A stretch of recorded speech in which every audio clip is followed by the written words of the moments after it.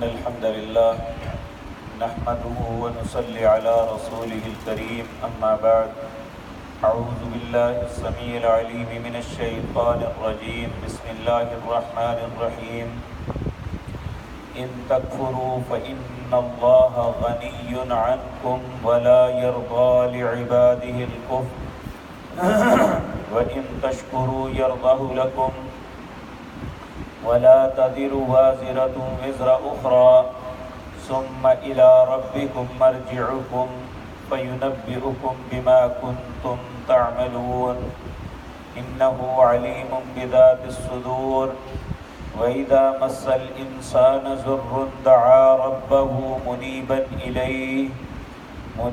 إليه ثم إذا خوله نعمة منه نسي ما كان يدعو إليه من قبل وجعل لله أندادا ليضل عن سبيله قل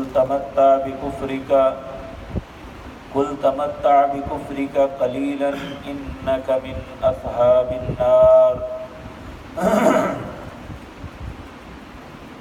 حضرات محترم، یہ سورت زمر کی آیت نمبر 7 اور 8 ہے.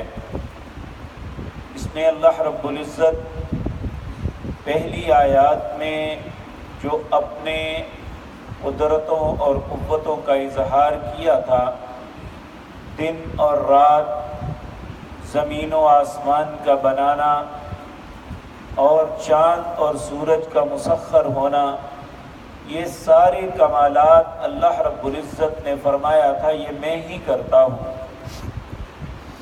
اس کے بعد اللہ فرماتے ہیں، یہ مجھے اور آپ کو خطاب کر کے کہتے ہیں ان تکفروا، اگر ان سارے دلائل کو سننے کے باوجود پھر بھی اگر کفر کرو گے، ناشکری کرو گے، تو فإن اللہ غنی عنکم، پھر اللہ تم سے بے پرواہ ہے، اسے کوئی پرواہ نہیں کسی کے عمل کی. نبی کریم صلی اللہ علیہ وسلم نے فرمایا، صحیح مسلم کے اندر روایت ہے، لو ان اولکم وآخرکم وجنکم وانسکم، تم پہلے پچھلے سارے مل جاؤ، جن اور انسان مل جاؤ، اور سارے کے سارے ایک بدترین انسان جیسے دل جیسا اپنا دل بنا لو، یعنی برائی کی طرف سارے آ جاؤ، تو میری بادشاہت میں کچھ بھی کمی نہیں آئے گی. اگر کوئی انسان غلط کرتا ہے تو اپنی ذات کے لیے کرتا ہے، اس کا اللہ کو نقصان نہیں ہے. اللہ تو ان ساری باتوں سے بے پرواہ ہے. تو کہا یہ بات یاد رکھو، ان تکفروا فإن اللہ غنی عنکم، اگر اس کا کفر کرو گے، انکار کرو گے، بات کو تسلیم نہیں کرو گے، اپنی مرضی کے مطابق چلو گے، تو پھر اللہ بے پرواہ ہے.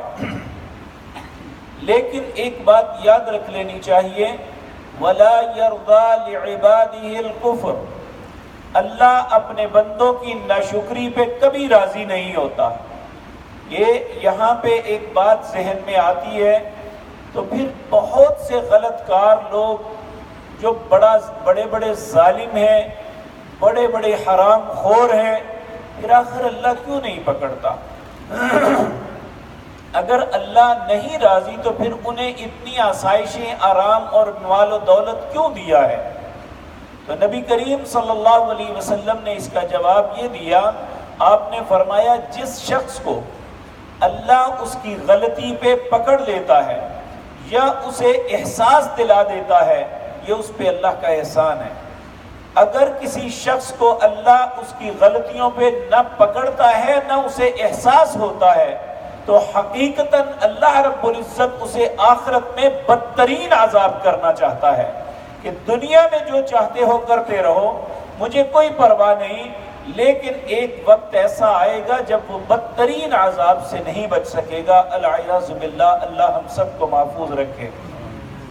تو اللہ رب العزت فرماتے ہیں، وَلَا يَرْضَى لِعِبَادِهِ الْكُفْرَ، تمہارا رب اپنے بندوں کی ناشکری پہ راضی نہیں ہوتا. وَإِن تَشْكُرُوا يَرْضَهُ لَكُمْ، اگر شکر کرو گے تو وہ تم پہ خوش ہوگا. شکر کیا ہے؟ کہ انسان اللہ کے احکامات پہ عمل کرے۔ یہ شکر نہیں ہے کہ ہم نے کھانا کھایا، ڈکار مارا اور الحمدللہ کہہ دیا یا اللہ تیرا شکر ہے، لیکن اللہ کے فرائض کو ادا نہ کیا، اللہ کی حرام کردہ چیزوں سے نہ بچے، اللہ رب العزت نے جن باتوں کا حکم دیا ہے ان کی طرف نہ آئے، یہ شکر نہیں ہے۔ شکر یہ ہے کہ انسان اللہ کے فرائض کو ادا کرے، حرام سے بچے اور حلال کو اپنائے، یہ اللہ کا شکر ہے۔ تو اس کے بعد اگر زبان سے یہ کلمات کہتا ہے تو یہ اللہ کی رضا، اس کی خوشنودی کا سبب بنے گا۔ لیکن اگر صرف زبان سے انسان تو یہ کہے کہ اللہ تیرا شکر ہے، لیکن اس کا عمل اس کا ساتھ نہ دے تو یہ شکر نہیں ہے۔ تو اللہ رب العزت فرماتے ہیں وَإِن تَشْكُرُوا يَرْضَهُ لَكُمْ، اگر شکر کرو گے تو وہ تم پہ راضی ہوگا۔ وَلَا تَزِرُ وَازِرَةٌ وِزْرَ أُخْرَىٰ، اور یہ بات یاد رکھو، اللہ کا اصول اور قانون ہے کہ کوئی کسی کا بوجھ نہیں اٹھا سکے گا۔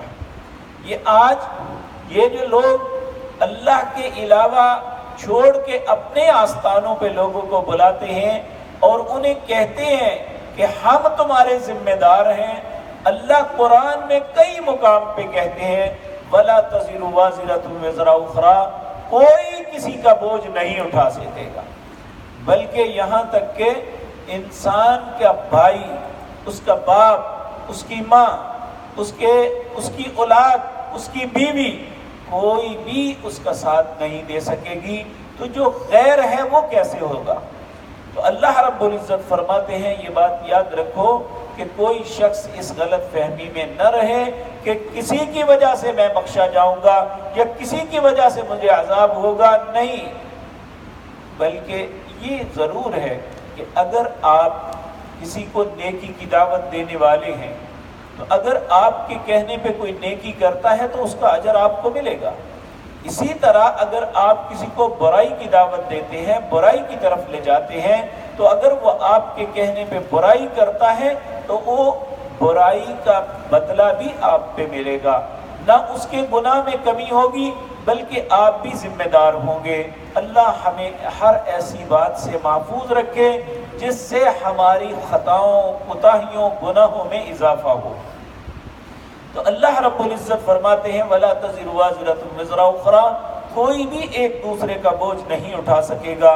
ثُمَّ إِلَىٰ رَبِّكُمْ مَرْجِعُكُمْ، پھر تم اپنے رب کی طرف لوٹائے جاؤ گے، فَيُنَبِّئُكُمْ، پھر وہ تمہیں خبر دے گا، بِمَا كُنتُمْ تَعْمَلُونَ، جو کچھ تم عمل کرتے رہے ہو اللہ تمہیں بتائے گا، یہ کیا تھا، یہ کیا تھا۔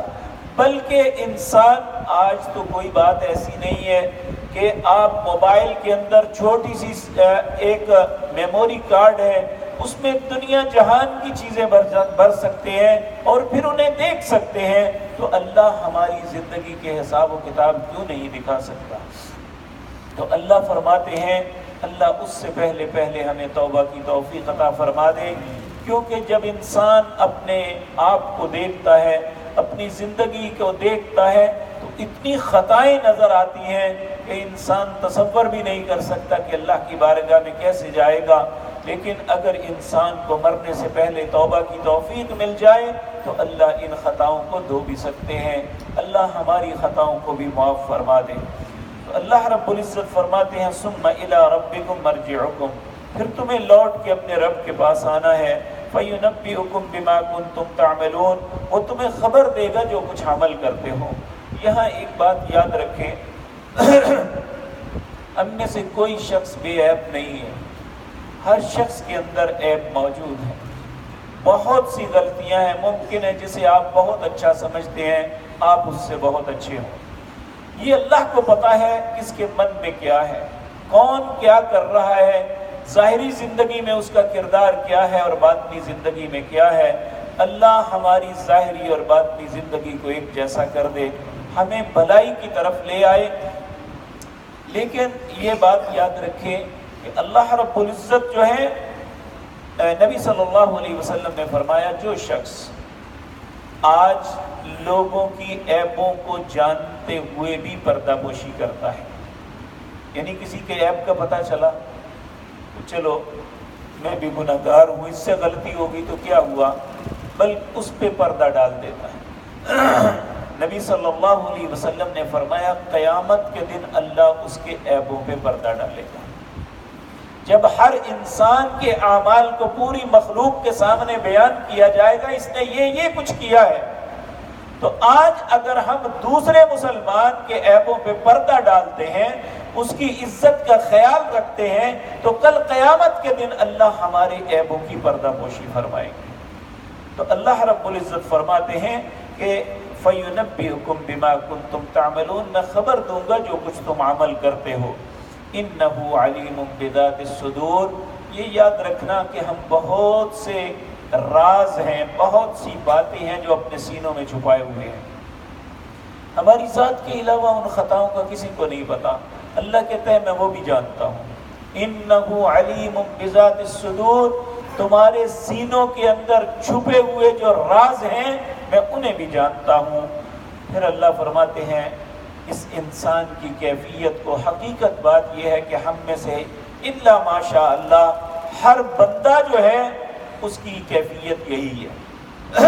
اللہ فرماتے ہیں وَإِذَا مَسَّ الْإِنسَانَ ضُرٌّ، جب کسی انسان کو تکلیف پہنچتی ہے، دعا ربہ منیبا الیہ، پھر بڑی ہی عاجزی انکساری کے ساتھ اپنے رب سے دعائیں مانگتا ہے، اللہ مجھے اس مشکل سے بچا دے، اللہ میری بیماری ٹھیک کر دے، اللہ فلاں معاملہ اس طرح کر دے، اللہ فلاں منتیں کرتا ہے، روتا ہے، گڑ گڑاتا ہے۔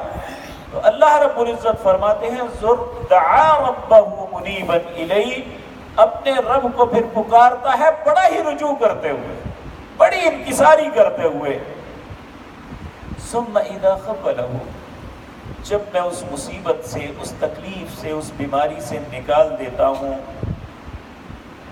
نسی ما کان یدعو الیہ من قبل، پھر ایسے ہو جاتا ہے جیسے مجھ سے کبھی دعا مانگی نہیں تھی، میرے سے کبھی بات ہی نہیں کی تھی، مجھ سے کبھی یہ کہا ہی نہیں تھا کہ اللہ مجھے مصیبت سے نکال دے۔ یعنی ایسا لاپرواہ ہوتا ہے کہ اپنے رب کو ہی فراموش کر دیتا ہے۔ فرمایا وَجَعَلَ لِلَّهِ أَنْدَادًا، مصیبت آتی ہے تو مجھے پکارتا ہے، جب مصیبت ٹلتی ہے تو پھر اسے بڑے داتے یاد آ جاتے ہیں، یہ فلاں بھی کرنے والا ہے، فلاں بھی فلاں ایسا ہے۔ وَجَعَلَ لِلَّهِ أَنْدَادًا، میرے شریک بنانا شروع کر دیتا ہے۔ اس وقت اسے شرم نہیں آتی کہ تمہاری مصیبت تو میں نے ڈالی، تمہیں انعام تو میں نے دیا، تمہیں بیماری سے تو میں نے نجات دی، تو جب ٹھیک ہو گیا وجعل للہ اندادا، اللہ کے ساتھ اوروں کو شریک بنا لیتا ہے اور سمجھتا ہے کہ اللہ سے میں نے کبھی مانگا ہی نہیں تھا۔ حتیٰ کہ یہاں تک کئی ایسے بد نصیب ہیں کہتے ہیں ہمیں رزق فلاں کی وجہ سے ملتا ہے، اللہ کہتا ہے ان اللہ هو الرزاق، رزق دینے والا تو میں ہوں۔ ہم کہتے ہیں فلاں کی وجہ سے بیٹا ملا۔ میرے عزیز بھائیو، یہ وہ جرم ہے جو انسان کو ہمیشہ کی ہلاکت میں ڈال دیتا ہے، اللہ رب العزت کے علاوہ کوئی کچھ نہیں کر سکتا۔ اس لیے جو انسان اپنی آسانی کے دنوں میں اپنے رب کو فراموش نہیں کرتا، اللہ مشکلات میں اسے اکیلا نہیں چھوڑتا۔ نبی صلی اللہ علیہ وسلم نے ایک بڑی خوبصورت بات کی، آپ نے فرمایا جب انسان انتہائی پریشانی اور تکلیف کے باوجود اللہ کی تعریف کرتا ہے، الحمدللہ حمدا کثیرا طیبا مبارکا علی کل حال، تمام تعریفیں، اب ہے تکلیف، اذیت میں مبتلا ہے، مشکل میں پھنسا ہوا ہے، پھر بھی کہتا ہے الحمدللہ حمدا کثیرا، تمام تعریفیں اللہ کے لیے ہیں جس کی میں حمد بیان کرتا ہوں۔ حمد کتنی؟ حمدن کثیرا، بہت زیادہ حمد کرتا ہوں۔ طیبن، وہ پاک ہے، مبارکن، وہ بابرکت ہے، علی کل حال، میں ہر حالت میں اللہ کا شکر ادا کرتا ہوں۔ جب انسان اپنی تکلیف کے اندر بھی اللہ کا شکر ادا کرتا ہے تو اللہ اسے تکلیف سے نکال دیتے ہیں، اس کی مصیبت کو ختم کر دیتے ہیں۔ وہ اللہ کو اتنی خوشی ہوتی ہے کہ یہ بندہ اپنی مصیبت میں بھی مجھے فراموش نہیں کرتا تو میں اسے کیوں فراموش کروں۔ لیکن جو انسان اپنی آسانی اور آسائش کے اندر اپنے رب کو فراموش کرتا ہے تو ولا یرضا، اللہ اس بات پہ راضی نہیں ہوتا۔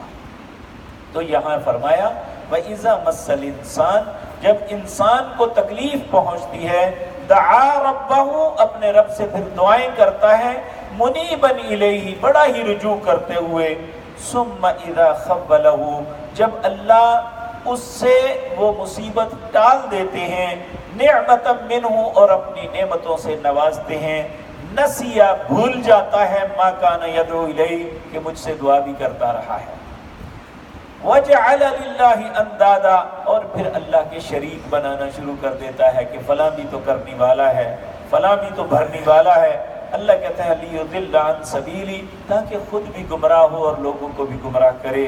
قل، انہیں کہہ دیجئے، تمتع بکفرک قلیلا، تم فائدہ اٹھا لو اپنے کفر کے اندر تھوڑا سا، تمہاری زندگی کوئی زیادہ لمبی نہیں ہے، دنیا کا بھی دورانیہ بہت ہے، اور اس کے بعد مرنے سے لے کر قیامت تک کا بھی ایک لمبا دورانیہ ہے، اور اس کے بعد قیامت قائم ہوگی جو کبھی ختم نہیں ہوگا، آخرت کا گھر کبھی ختم نہیں ہوگا۔ قل تمتع بکفرک قلیلا، یہ تھوڑا سا فائدہ ہے، زیادہ نہیں، اپنا فائدہ اٹھا لو، انک من اصحاب النار، اس کے بعد یقیناً تم آگ والوں میں ہوگے۔ العیاذ باللہ، اللہ ہمیں مرنے سے پہلے توبہ کی توفیق عطا فرما دے۔ اگر توبہ کی توفیق نہ ملے تو کہا انک من اصحاب النار، تمہارا انجام آگ والوں کے ساتھ ہوگا۔ اللہ ہم سب کو بچائے۔ نبی صلی اللہ علیہ وسلم آپ نے فرمایا صبح اور شام 3 مرتبہ یا 7 مرتبہ دونوں آتے ہیں، جو یہ کہتا ہے اللہم اجرنی من النار، اے اللہ مجھے آگ سے بچا دے، اللہ مجھے آگ سے بچا دے، اللہ مجھے آگ سے بچا دے۔ جہنم خود اللہ سے کہتی ہے اے اللہ تیرا بندہ التجا کر رہا ہے، تو اسے مجھ سے محفوظ فرما دے، تو اللہ اس کی التجا پہ اسے آگ سے بچا لیتے ہیں۔ ہمیں صبح شام کے اذکار میں یہ کلمات ضرور پڑھنے چاہیے، اللہم اجرنی من النار، اللہم اجرنی من النار، اے اللہ ہم سب کو آگ سے محفوظ فرما دے۔ اقول قولی ھذا واستغفر اللہ۔